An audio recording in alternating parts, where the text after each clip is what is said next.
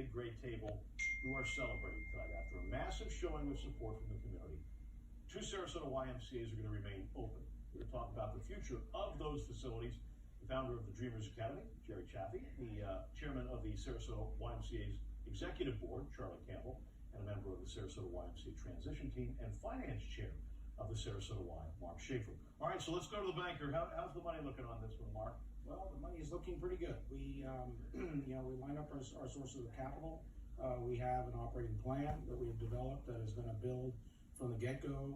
We have a lot of donation money that's coming in. That was really So amazing. yes. $250,000 inside of basically Absolutely. And I've got a 30-year career as an investment banker, and I have to say, I have never seen a deal that got done this quickly and with this much cooperation. I mean, it's absolutely amazing. The people in the branches, the staff are absolutely phenomenal at what they do.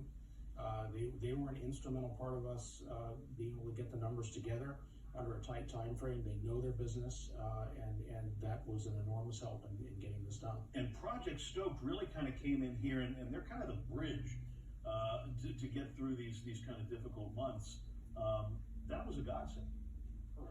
Correct. I mean, we have a period of time between the time the school gets moved, settled and funded, and that's the transition period we're dealing with. And we will operate on that basis until then.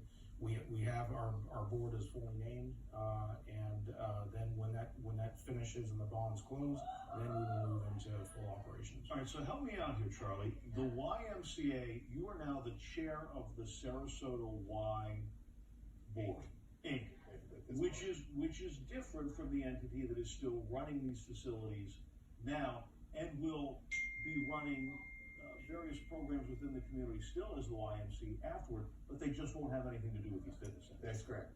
The transition from what I refer to as the old Y to the new Y, the old Y, as I understand it, you have to ask them, but I think they feel that their mission is with the children's services end of this and the social services, which certainly a laudable goal. Right, absolutely. And they do a very good job with that.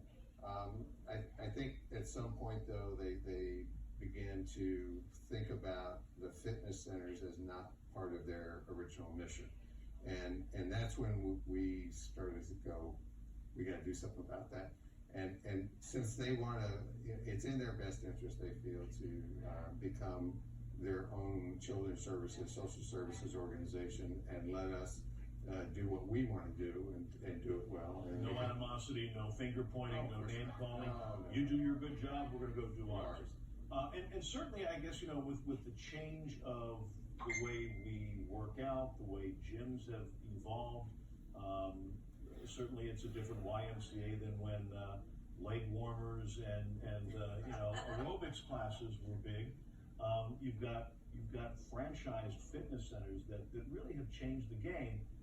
And while the YMCAs have still got all this equipment, they're going to have to maybe market themselves a little bit different. Yeah, there's no question about that. I fully agree with Mark, and we're both old economics guys, and we really have to think of this as kind of a business model with a heart. And I kind of think of it as if we make money at the fitness branches, one that does two things. It keeps us open, keeps us solid, keeps us going. And the other thing is it gives us back the opportunity to pay our shareholders. And the shareholders here are this community. So we can do things that the other gyms are not going to be able to do. If I can just take a short story, if that's Absolutely. okay. You've put your time in on this project, so please, you have the floor. One of the stories that I remember very well, and I happen to know the guy, was there was a kid named Jimmy, and Jimmy was a paraplegic, and he was in a electric wheelchair, and there wasn't very much Jimmy could do. Jimmy could raise his left arm about this high, and he did one other thing extremely well. He could smile at people. And Jimmy would come over to the Berlin branch, in our case, several times a week, and we had a towel service. And so somebody would come up and they'd swipe their card, and the person behind there said, "Jimmy will give you your towel," and they walk around a corner, and there's Jimmy in this wheelchair, and he's got a stack of towels here, and he takes this towel and he raises it up as high as he can with, you know, kind of shaking. All that he's got, yeah. All he's got. And he would look at people and he had this huge smile on his face. He was kind of leaning back like this. And he would make that person smile at him before they got that towel out of his hand. And if you watch this, what would then happen is this person would take that smile, and the next person they went to, they smile. Paying it forward. And all of a sudden, people in the whole gym are smiling. Right. You don't get that at LA Fitness. No, LA thanks, Fitness folks. is not going to get us. And clearly that, I mean, when you're going to a YMCA fitness center, you're a part of a community, and it feels more like a community, and that's something that I think was truly realized by this community when that almost disappeared.